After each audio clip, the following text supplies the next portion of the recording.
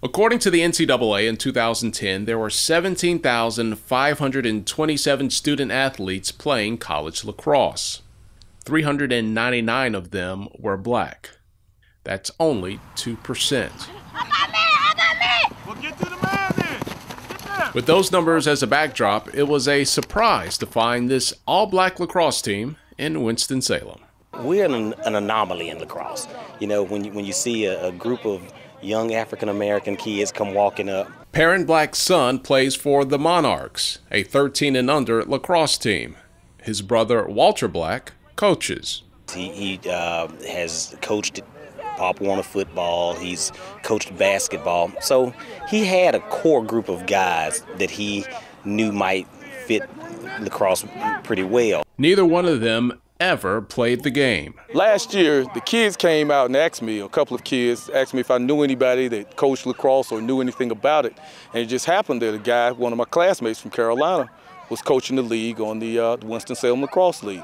So I made a contact with him, and he got us into the league. Before that, I knew very little about the game other than having watched it. I'll get you on that one. Here we go. Go. So last year, Walter placed 7 kids on various lacrosse teams in the city. 2 of them made the select team at the end of the year. But something was missing. There were some things that happened out there. As much as I appreciated the opportunity out there with Winston-Salem Lacrosse, there were some things that I felt would fit us better in a different setting. Hey, Denver. That's when he met Mark Winbush, the head lacrosse coach at the prestigious and predominantly white Forsyth Country Day School, who for the last 3 years had been trying to start a lacrosse program in the African American community. When I met Mark, we discussed and had these common ideas about what we're trying to do, and it just seemed natural that rather than going off on a separate path and having a separate effort, that we have a combined effort. Unlike the Black brothers, Winbush has been around lacrosse his entire life. I'm from Montclair, New Jersey. Lacrosse is very big in that area. My uncle actually played lacrosse back in 1965 or so. One day I just asked him what was the stick that was in the corner of his room. And his eyes lit up and he took me outside and started to show it to me. So I played basketball, I played, just football in the backyard and the playground.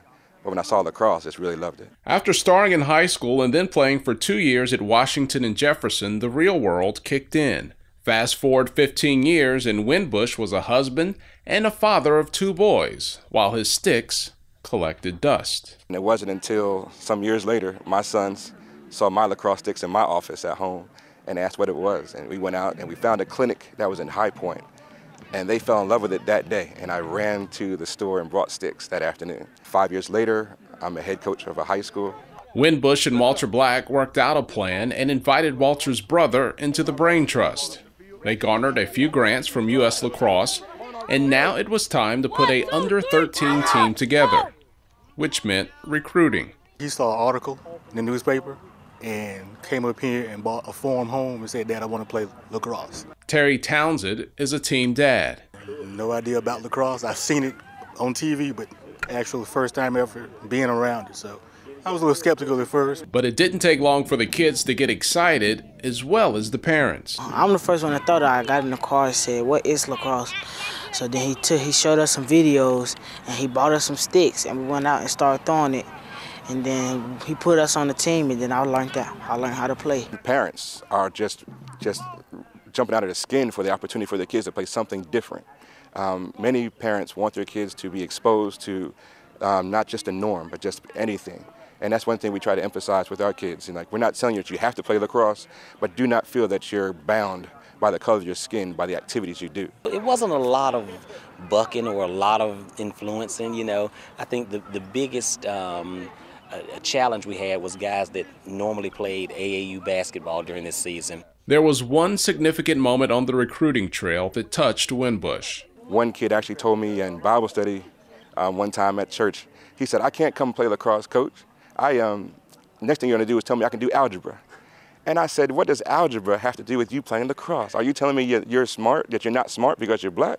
I said, "That doesn't make any sense." I said, something has to change with that. That's why this new team had to be about more than just lacrosse. Or we say Triple P Lacrosse, stands for Purpose, Provision, Promise, Lacrosse. And that was actually, I kind of took that as my coaching philosophy after a sermon from my pastor. So right now we're at a point where we teach the kids that they have a purpose in their life, that God has given them provision, that they have the skills they can work on, and they're promised that, He never will leave you nor forsake you. So with the purpose, the kids, and a little bit of money in place, it was time to hit the field. 1, 2, 3. All right. It was rough. Really rough. It was really funny at times, and at times we questioned whether or not to give them helmets, because they said we're not going to be real serious about it. But then we figured we better give them helmets to protect themselves, Kids not knowing where to go, not knowing where to be, bunching up, trying to just outrun everybody instead of passing the ball. We had some people that didn't really know what they was doing, and with Coach Black, with his good coaching, he coached them very well, and they picked up the game. Sticks up. Sticks up. Get your stick up. Puff. Puff, get your stick up. Let's go. Sometimes my old soldier ways come out and I will tell them what to do. But at the same time, I will get in the front of a bullet for these kids, My experience in the military, it just changed me a little bit. Well, now I'd rather give orders than stand around and, hey, buddy, But sometimes, it's effective. It works. But at the end of the day, he's going to take these guys and he's going to hug them. He's going to take care of them. He's going to make certain that they're fed. He's going to make certain that they're doing well in school. He go up to our schools and get our report cards early so he can see them so we can play.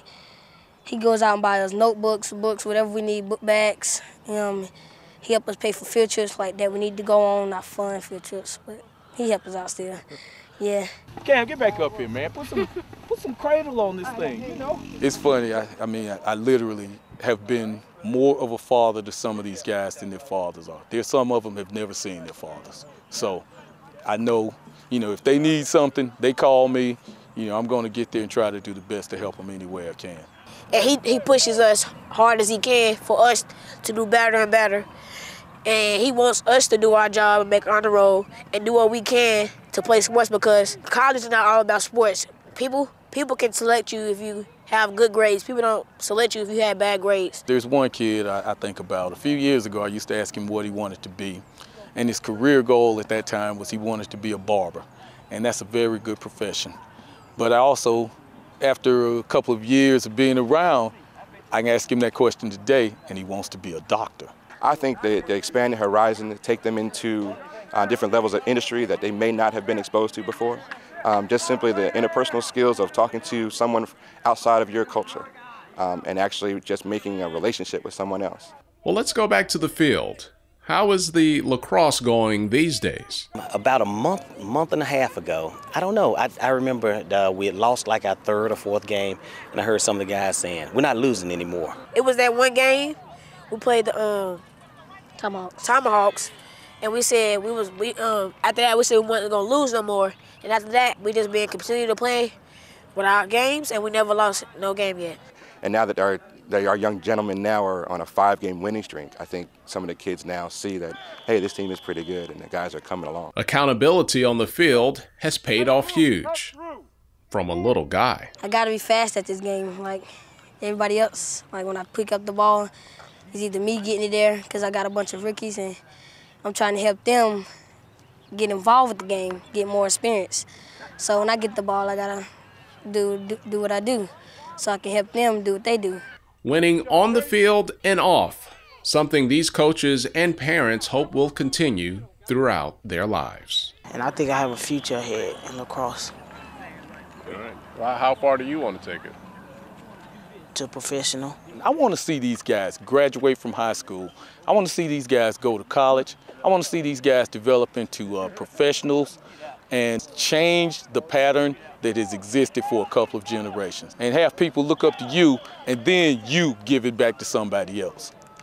I want to go to Johns Hopkins or Carolina. No matter what the long-term future is, his long-term future is in lacrosse, he's already created history by coming out here and being part of the first fully African-American lacrosse team in Winston-Salem. And there'll never be another first. 1, 2, 3.